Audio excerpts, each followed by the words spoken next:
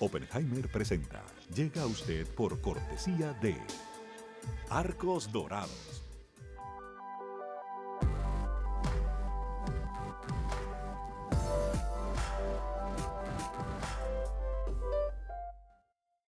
En Buenos Aires, Argentina, hay una universidad que te prepara para trabajar sin fronteras. UADE, una gran universidad. En el Bancoppel de Julia, la tarjeta de crédito se tramita solo con una identificación oficial. Bancoppel, el banco que quiero a mi manera. ¿Sabías que según un estudio de la Universidad de Oxford, casi la mitad de los trabajos actuales podrían dejar de existir en 10 años? La inteligencia artificial llegó para quedarse. ¿Cómo te va a afectar la automatización? ¿Cuáles son los trabajos del futuro?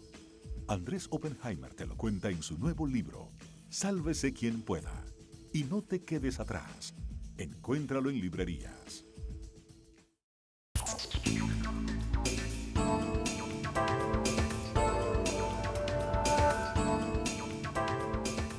Hola, ¿qué tal? Soy Andrés Oppenheimer. Gracias por estar con nosotros. Antes que nada, mi solidaridad con los familiares de las víctimas de esta tremenda tragedia que ocurrió tras el derrumbe del edificio de Surfside en Miami.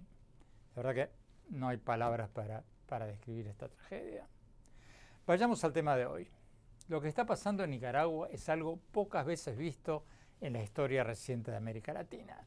Fíjense que el gobierno del presidente Daniel Ortega, que se está postulando para un cuarto mandato consecutivo, arrestó en las últimas semanas a los principales precandidatos presidenciales de la oposición para las elecciones del 7 de noviembre, incluyendo a Cristiana Chamorro, la hija de la expresidenta Violeta Barrios de Chamorro.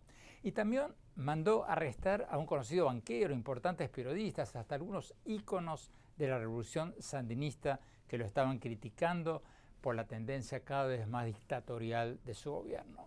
Me decía José Miguel Viganco, el director para las Américas de la organización no gubernamental Human Rights Watch, que nunca había visto una redada como esta en sus 30 años de monitorear la situación de los derechos humanos en América Latina. Ni siquiera en Venezuela han arrestado a todos los principales políticos opositores de una redada, de una vez, como está pasando en Nicaragua. El presidente Ortega dice que todos estos arrestos están justificados bajo una ley que él mismo aprobó en diciembre que permite encarcelar y prohibir postularse a cargos públicos a quienes apoyen sanciones internacionales contra Nicaragua o reciban fondos internacionales para organizaciones de derechos humanos o defensoras de la libertad de prensa. Pero ese es un argumento absurdo, ridículo. Entre otras cosas, porque muchos grupos de defensa de los derechos humanos reciben fondos de Suecia, Noruega y muchos otros países porque los derechos humanos son universales. Ustedes recordarán que estuvimos en Nicaragua en el 2018 y lo entrevisté al presidente Ortega tras las protestas sociales que dejaron más de 300 muertos en ese país. Los manifestantes protestaban por la permanencia de Ortega en el poder a pesar de que la Constitución nicaragüense originalmente le permitía un solo mandato consecutivo y que Ortega había perdido un referéndum convocado por él mismo en el que se postulaba a un cuarto mandato y le preguntaba a la gente si podía postularse nuevamente. En esa entrevista le pregunté a Ortega si le molesta que lo llamen un dictador. ¿Le molesta a usted que lo llamen dictador? ¿O no le importa? La verdad es que yo estoy acostumbrado a que me digan de todo, que me digan de todo, no de ahora. Bueno, desde muchacho, pues. Desde muchacho, bueno, yo me acostumbré a que me dijeran terrorista. En la época de Somoza, pues yo era terrorista, ¿no? ¿Y de qué no me han dicho? ¿De qué no me han dicho? O sea, sí. No le molesta. No, sencillamente yo sé que los seres humanos somos así. Tenemos expresiones desde las más violentas hasta las más nobles. Y de repente salen las más violentas y en otras ocasiones salen las más nobles. Ahí oscila el ser humano. Pues, y entonces pues he aprendido pues, a no molestarme cuando escucho ataques, escucho mentiras, escucho campañas de mentiras.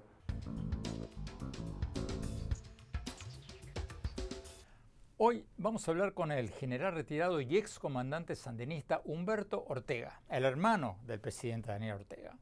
Junto con Daniel Ortega, Humberto Ortega se inició como guerrillero de la revolución sandinista que derrocó al dictador Anastasio Somoza en 1979 y después, tras subir al poder ese año, fue el fundador del ejército sandinista, ministro de Defensa y estratega político de la Junta Sandinista que gobernó Nicaragua hasta el año 1990. Vamos a preguntar, ¿qué opina de esta nueva escalada represiva de su hermano? Y también vamos a hablar con la escritora nicaragüense Gioconda Belli, la conocida novelista y poeta, y también ex militante del Frente Sandinista. Y más tarde en el programa vamos a cambiar de tema y hablar con el escritor peruano Santiago Roncagliolo. Acaba de publicar una nueva novela llamada Y líbranos del mal, que habla sobre el fanatismo religioso y el abuso sexual. Le vamos a preguntar más en detalle sobre su libro y sobre la delicada situación política en su país, en Perú. El conteo oficial en Perú muestra que el candidato de extrema izquierda, Pedro Castillo, está ganando por un estrechísimo margen, pero la candidata de derecha, Keiko Fujimori, dice que hubo fraude y exige una auditoría internacional. Bueno, empecemos con Nicaragua. Vayamos directamente al general retirado Humberto Ortega, hermano del presidente Ortega, ex fundador del ejército sandinista. Vamos a la entrevista.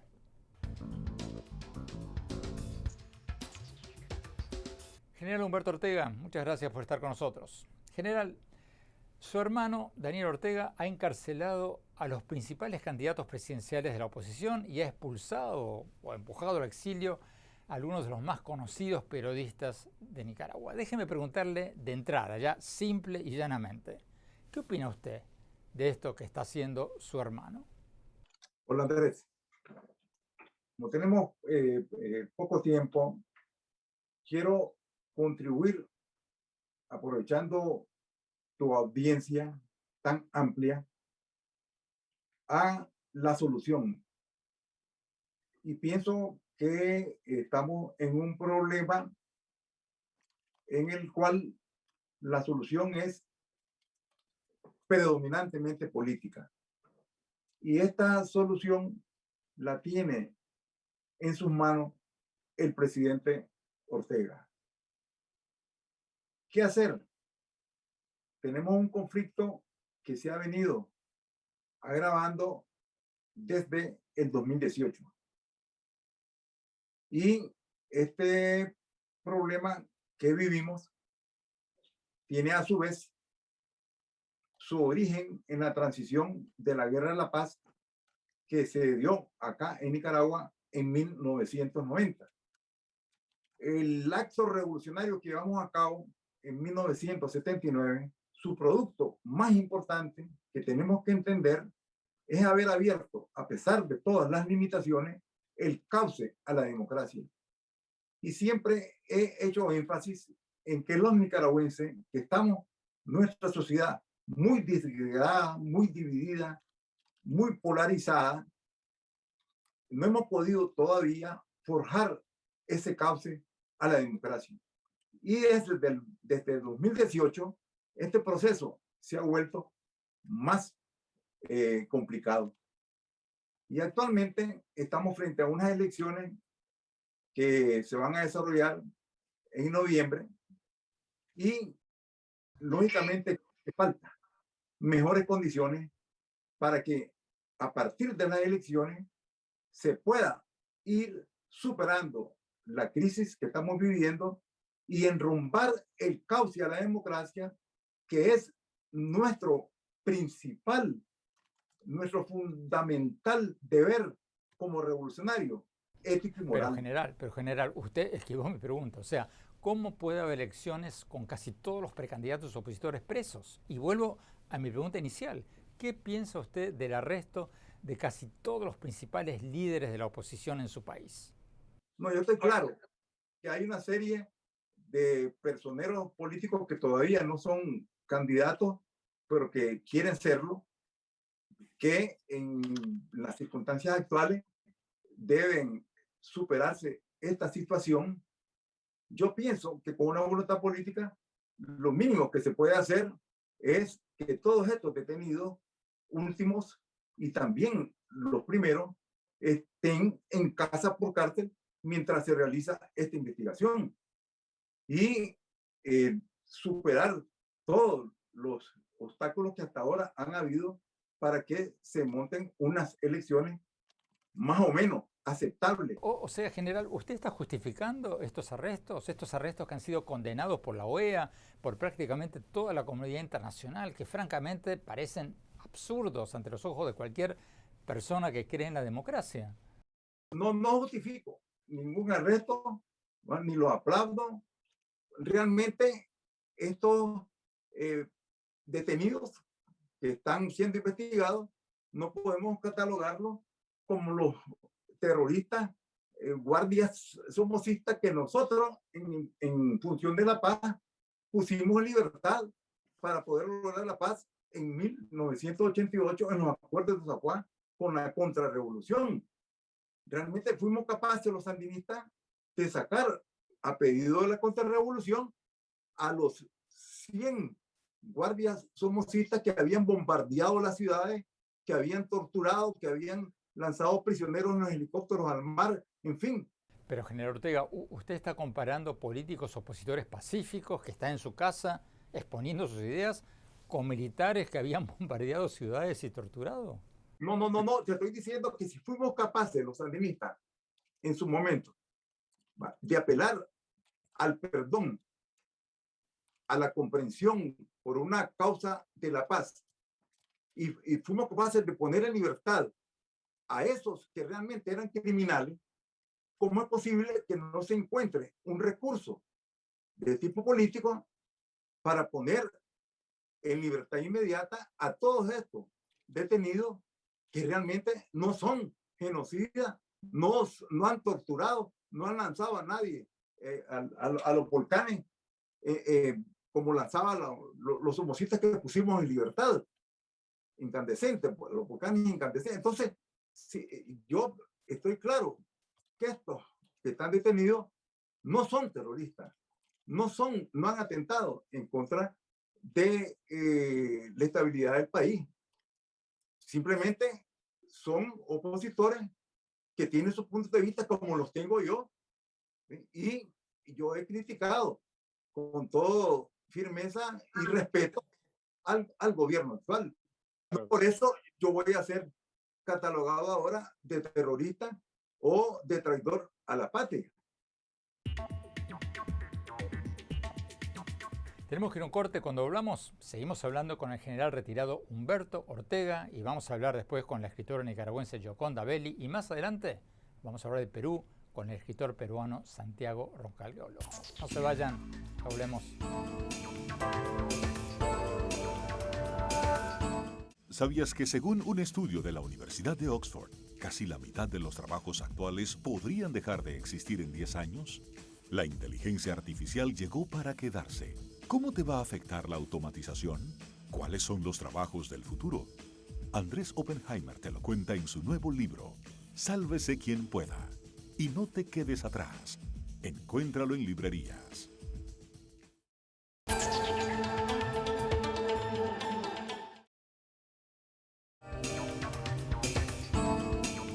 Gracias por seguir con nosotros. Estamos analizando la nueva escalada represiva en Nicaragua, donde el gobierno del presidente Daniel Ortega ha arrestado a los principales precandidatos presidenciales de la oposición para las elecciones del 7 de noviembre. Estamos hablando con el general retirado Humberto Ortega, el hermano del presidente Ortega, fundador del ejército sandinista, estratega político y exministro de defensa del régimen sandinista, que derrocó a la dictadura de Somoza en el 1979 y gobernó hasta 1990. General Ortega, usted vive en Managua, Nicaragua. Es una ciudad muy pequeña, la conozco muy bien, se conocen todos o muchos. ¿Ha hablado usted con su hermano, el presidente, últimamente? Sí, y cuando tanto a través de mis escritos que he hecho públicamente y a través de algunos momentos desde la coyuntura del 2018, siempre hemos mantenido una comunicación y yo con todo respeto le he hecho a ver mis puntos de vista y mis consideraciones y últimamente tuvimos una comunicación, ¿no? Alrededor del tema de la pandemia, un poco pues para... Pero, entonces, general, ¿cómo explica lo que está haciendo Daniel Ortega? ¿Es desesperación o es una estrategia política? ¿Cómo se explica usted esta ola represiva de su hermano? yo no podría meterme totalmente pues en su psiquis. Lo que sí sé como político, ¿va? Que lo primero que hay que hacer para contener esta situación y no se nos deteriore, porque hay algunos extremistas que creen que aplicándose sanciones y sanciones extremas como la de ahogar totalmente económicamente a Nicaragua, eso va a beneficiar y eso no beneficia a nadie, porque los principales afectados seremos todos los nicaragüenses y en particular los más pobres. Pero Nicaragua tiene obligaciones por la constitución nuestra y tiene obligaciones también con sus acuerdos internacionales de comportamiento. Por eso yo creo que en este momento, que estamos tan cerca de las elecciones, lo importante es entender que el arte de negociar es el arte de saber ceder. Y en este momento, la iniciativa para dar un paso hacia adelante es la del presidente Daniel Ortega, con un acto generoso. ¿Cómo poner de alguna manera, sin violentar la ley, los mecanismos jurídicos, poner en libertad a los prisioneros y en particular a estos últimos, y más a los primeros que tienen más tiempo, a todos? Entonces, usted está diciendo que este modelo que está siguiendo su hermano es inviable. Fidel Castro fue el primero que nos dijo claramente que la experiencia de Cuba era irrepetible y no cabía en América Latina. Y que nosotros teníamos que tener el cuidado de no querer repetir una serie de cosas del modelo cubano en Nicaragua. Y era cierto. Y realmente nosotros, de una u otra manera, hemos venido construyendo la economía mixta, el pluralismo político y el no lineamiento. Pero ahora se ha estancado por aquellos motivos. Por eso he planteado que urge hacer una revisión de 1990 en la transición histórica de la Guerra de la Paz, la marcha hacia la democracia. Finalmente, general, conociendo a su hermano el presidente, ¿usted cree que a él le importan las críticas internacionales o la resbalan? Porque mi impresión cuando lo entrevisté en el 2018 es que la opinión internacional le importa poco y nada, que él ha visto cómo han sobrevivido los regímenes de Cuba y de Venezuela y que, por lo tanto, no pierde mucho el sueño por las críticas externas. ¿Es así o no? No. Mira, yo pienso que él tiene su estilo, tiene sus cosas, pero claro que valora la situación internacional, porque precisamente está tratando con una parte de la geopolítica mundial de buscar apoyo. Pero pienso que Nicaragua requiere el apoyo no en el marco de una tirantez de Guerra Fría. Necesitamos el apoyo de Occidente, de los rusos, de los chinos, de quien sea, de todo el mundo, para poder salir de la gran postración que Nicaragua acarrea desde 1972, que fue destruida Managua con un terremoto. General Humberto Ortega, fundador del Ejército Sandinista, muchas gracias por haber estado con nosotros. Tenemos que ir a un corte. Cuando volvamos, vamos a hablar con la escritora nicaragüense Gioconda Belli y más tarde vamos a hablar de Perú. Vamos a hablar sobre la situación en Perú con el escritor peruano Santiago Roncagliolo. No se vayan, ya volvemos.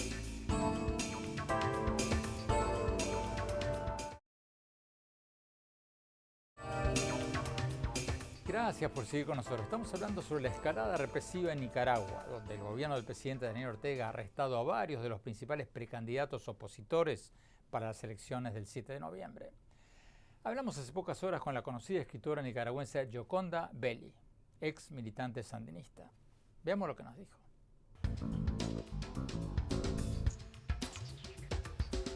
Gioconda Belli, muchas gracias por estar con nosotros. Gioconda, tú fuiste militante sandinista.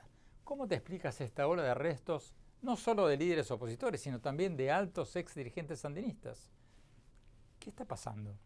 Bueno, mira, la explicación es un poco compleja porque yo creo que hay un problema patológico, de patología, me parece a mí, de haber perdido un poco la perspectiva de lo que están haciendo y haber sido capturados por su propio miedo. Yo creo que tienen mucho miedo de la de perder las elecciones, fundamentalmente, por eso han capturado a todos los posibles candidatos electorales.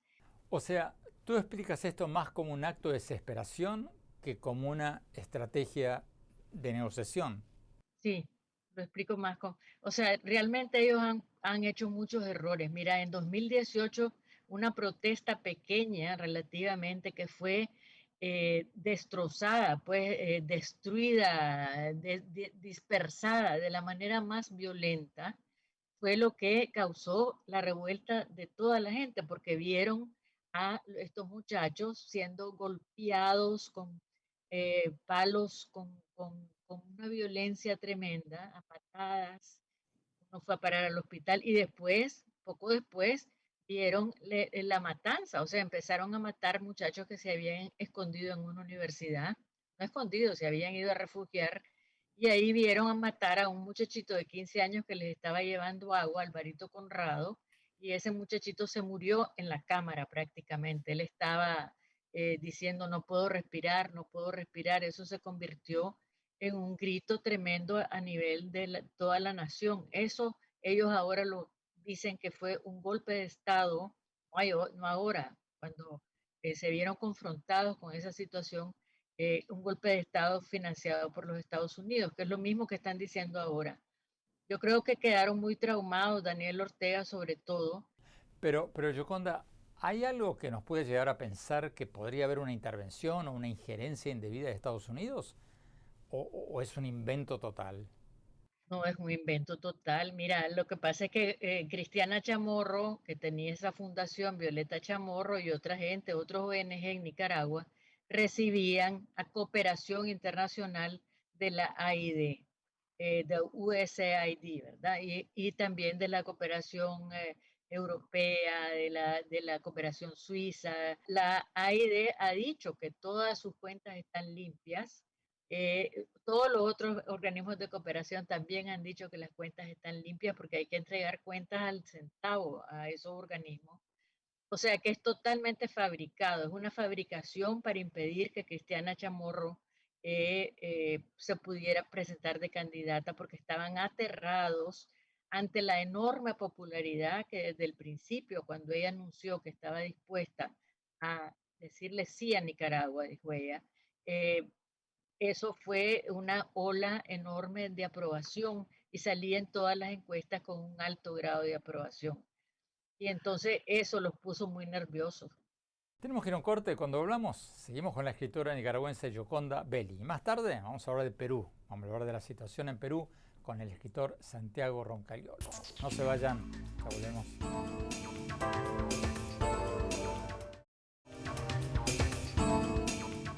Gracias por seguir con nosotros. Seguimos hablando con la conocida escritora nicaragüense Yoconda Belli sobre la escalada represiva en Nicaragua, donde el gobierno del presidente Daniel Ortega arrestó a varios de los principales precandidatos presidenciales de oposición para las elecciones del 7 de noviembre. Sigamos viendo la entrevista. Yoconda, ¿cómo ves el hecho de que México y Argentina se abstuvieron en el voto de la OEA que condenó al régimen de Nicaragua por esta ola represiva? ¿Cómo ves?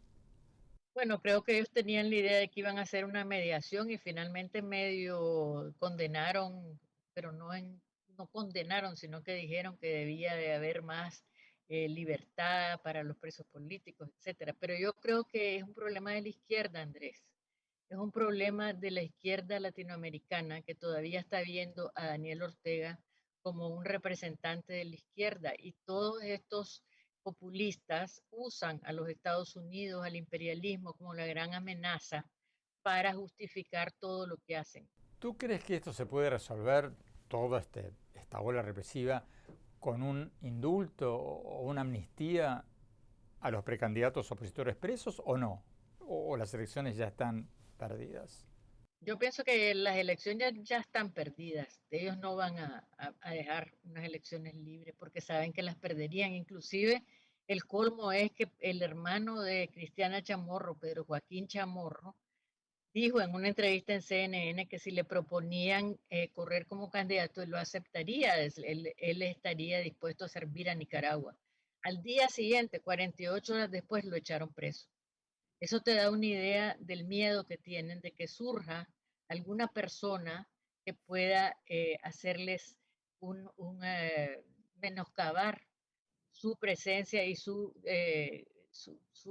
o sea, ganar las elecciones. Y tú, como novelista, como escritora, ¿cómo te imaginas lo que está pasando por la cabeza de Daniel Ortega? Porque él sabe que esto le va a traer críticas internacionales. ¿Qué le está pasando por la cabeza? A mí me parece que él está otra vez metido en la Guerra Fría, no ha logrado salir de ahí. Él piensa que lo están atacando, está pidiéndole armas a Rusia, o sea, está haciendo una serie de locuras. Habló de que los pueblos tenían derecho a tener armas atómicas, el otro día justificando a Corea del Norte. O sea, realmente estás presenciando una persona y dos personas, porque la esposa es igual, que están totalmente descarrilados, hablando demencialmente. Gioconda Belli, muchísimas gracias. Tenemos que ir a un corte. Cuando volvamos, vamos a hablar con el escritor peruano Santiago Roncagliolo sobre la situación política en Perú y sobre su nueva novela. No se vayan, ya volvemos.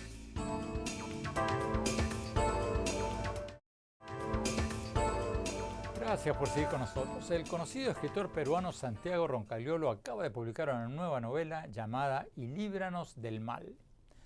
Conversamos con él hace pocas horas y le preguntamos sobre esta nueva obra suya y también sobre lo que está pasando en Perú, porque ya pasaron varias semanas de las elecciones del 6 de junio y el conteo oficial muestra que el candidato de extrema izquierda, Pedro Castillo, está ganando, pero por un estrechísimo margen.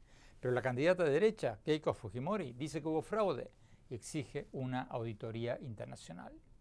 Veamos la entrevista. Santiago, muchas gracias por estar con nosotros. Antes de preguntarte sobre tu nueva novela, Líbranos del Mal, déjame preguntarte sobre lo que está pasando en Perú. Porque, como tú sabes, el conteo oficial dice que Pedro Castillo ganó milimétricamente, pero la candidata de derecha, Keiko Fujimori, dice que hubo fraude y está pidiendo una auditoría externa. ¿Tú crees que hay motivos para sospechar que hubo fraude o no? Hasta ahora no hay ninguna evidencia. Las encuestadoras de ese día vieron el mismo resultado que las oficinas electorales. Los observadores nacionales e internacionales alabaron el proceso, igual que Estados Unidos y Europa.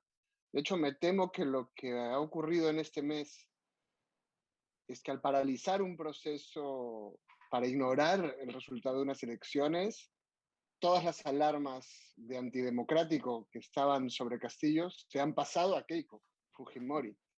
En vez de tener un candidato de extrema izquierda contra una demócrata, parece que tenemos uno de extrema izquierda contra una de extrema derecha, en la misma línea de Donald Trump y usando sus mismas tácticas, ¿no? Y esto es malo en cualquier caso, malo sea cual sea lo que salga de las averiguaciones finales. Los partidarios de Keiko Fujimori dicen que hubo actas donde en la primera ronda hubo muchos votos para ella y después sorpresivamente en la segunda vuelta electoral no hubo ninguno. Y eso, según ellos, es muy pero muy sospechoso. ¿Tú crees que haría falta una auditoría internacional o no? Bueno, ha habido observadores internacionales y creo que hace falta confiar en lo que diga nuestro sistema electoral, que no ha dado ninguna razón para dudarlo. No es raro que haya menos votos en mesas, sobre todo de las zonas más pobres, porque la campaña de Keiko fue tan extrema que nunca se acercó a esos votantes. Es muy posible que los haya alienado y alejado. Personalmente, yo creo que toda su campaña ha sido un gran error, que ha estado planteada al revés. Y que si no es un error de estrategia, la única explicación es que estamos ante las estrategias de la extrema derecha. ¿Cuál fue el error? Mostrarse agresiva hacia la mitad del país que debía convencer. De hecho, cometió los mismos errores que cometió Mario Vargas Llosa contra su padre en 1990. Alinearse muy explícitamente con los sectores de más dinero, de más poder, y no persuadir nunca a los más pobres, con lo cual ha dado la impresión de ser una candidata de los ricos contra los pobres. Y eso es letal. Y eso debería saberlo porque ya fue el error que llevó, que su padre aprovechó en 1990 y que lo llevó a él al gobierno. Hablemos de Pedro Castillo. ¿Cómo lo ves? Porque él se presentó como candidato con una plataforma electoral que se autodefinía como marxista. Pedía el control de los medios de comunicación y otro tipo de expropiaciones, pero bueno, después moderó su plataforma para la segunda vuelta, pero sigue hablando de una asamblea constituyente que muchos ven o vemos como sacada del manual chavista para perpetuarse en el poder. ¿Cómo lo ves tú a Pedro Castillo? Me gustaría saber más de él, en realidad. No soy capaz de decir, nadie es capaz en este momento de decir exactamente qué va a hacer, ni siquiera si tiene control de su propio partido. Creo que no solamente todas esas maniobras que yo decía hace un rato de Keiko Fujimori solo son explicables porque él es muy oscuro, no sabemos suficiente de él y no habla suficiente. Deberíamos estar más pendientes de eso que de Keiko Fujimori en realidad. Santiago, hablemos de tu nueva novela, Y líbranos del mal. ¿Por qué elegiste el tema del abuso sexual y el fanatismo religioso? Bueno, en realidad ese es el tema del que más se habla, pero para mí no es el tema principal. Para mí el tema principal de esta novela es la búsqueda de un padre, un hijo que busca a su padre y que al descubrir su historia encuentra también la propia historia, ¿no? de este hijo. Pero sin duda me interesaba hacer una historia sobre el silencio y el abuso en todas sus formas. Siempre se refugia en el silencio, siempre digamos, el abuso es el daño que te hace a alguien que dice que te quiere, que tú crees que te quiere, y que toda una sociedad, una familia, un colegio, una clase social consagra como alguien que te quiere. Y por eso hablar de ello hace daño a mucha más gente que solo los involucrados. Cuéntanos un poco más de Jimmy, el joven protagonista de esta novela. Jimmy vive en Estados Unidos y siempre ha vivido ahí. Su padre es peruano, pero no sabe nada de la historia de este padre. Él evita hablar de ella, él evita conocer peruanos. Y cuando su abuela en el Perú enferma, este padre no va a ayudarla, no va a visitarla. Y entonces Jimmy, que tiene unos 17 años, va por primera vez al Perú y por primera vez a la historia de su padre, ¿no? Y ahí va descubriendo los secretos que su familia le ha ido guardando y su propio origen, porque él existe debido a ese pasado, ¿no? Así que es, por un lado, una historia con mucho suspenso, en la que siempre quieres saber qué va a pasar con los personajes, pero no es la de un policía frío que investiga desde fuera. A Jimmy, los resultados de lo que está investigando, de lo que está descubriendo, le van a cambiar la vida. Nunca volverá a ser el mismo. Santiago Roncaliolo, muchísimas gracias y suerte con tu nueva novela. Tenemos que ir a un corte. Cuando hablamos, mi opinión sobre los temas de los que hablamos hoy. No se vayan, ya volvemos.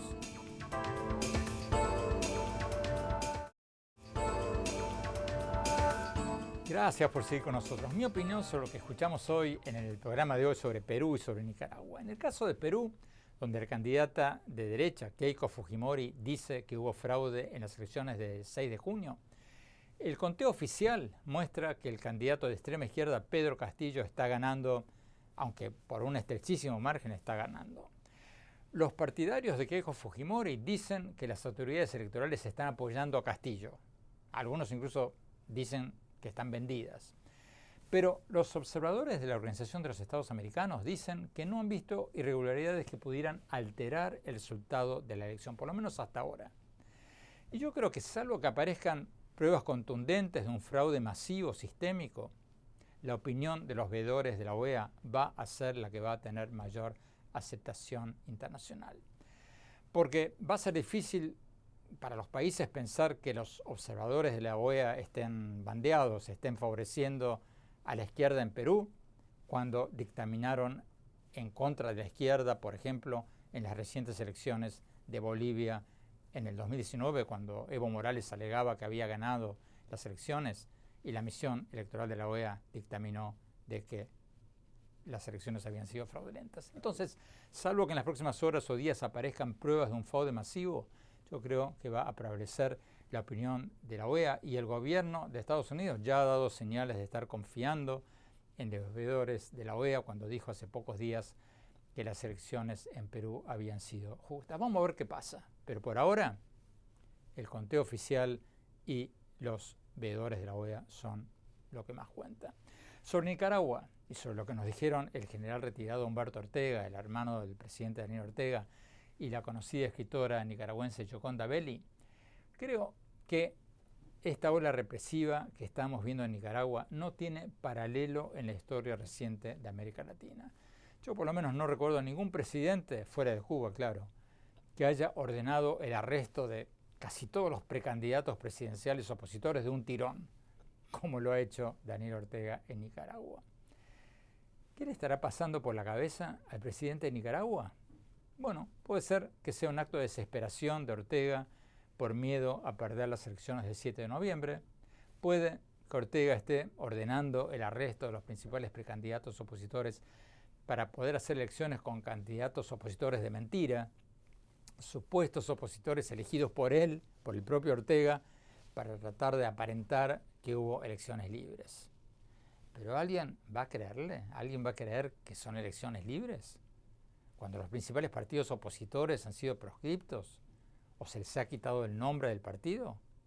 Elecciones libres cuando los principales precandidatos opositores están presos, acusados de traición a la patria. Elecciones libres cuando algunos de los principales periodistas han tenido que huir al exilio. Es muy, pero muy difícil que alguien se la crea. Como lo vimos en las entrevistas de hoy, ni su propio hermano, el general retirado Humberto Ortega, el fundador del ejército sandinista, nadie lo puede acusar de ser un agente de la CIA, cree que las elecciones en las actuales circunstancias no tendrían la menor credibilidad. Y el mismo general Ortega nos dijo que, contrariamente a lo que dice su hermano, abro comillas para citar lo que nos dijo hoy, los que están detenidos no son terroristas ni han atentado contra la estabilidad del país. Cierro comillas. Entonces, mi opinión es que estos arrestos son un disparate y una violación flagrante a los más elementales derechos humanos y políticos. Una vergüenza internacional. Bueno, se nos acabó el tiempo. Gracias por habernos acompañado y los invito, como siempre, a visitar mi blog en el sitio de internet andresopenheimer.com. Si se registran ahí, les vamos a mandar un extracto de mi libro, Sálvese quien pueda. Y síganme en mi Twitter, @OpenheimerA, en mi página oficial de Facebook, Andrés Oppenheimer, y en mi sitio de Instagram, Andrés Oppenheimer Oficial. Muchas gracias, cuídense mucho. Hasta la semana próxima. Oppenheimer presenta. Llega a usted por cortesía de Arcos Dorados.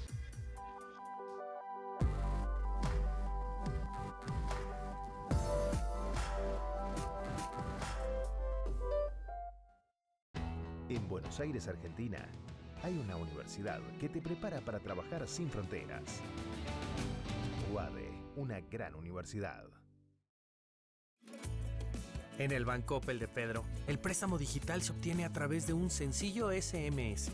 Bancoppel, el banco que quiero a mi manera.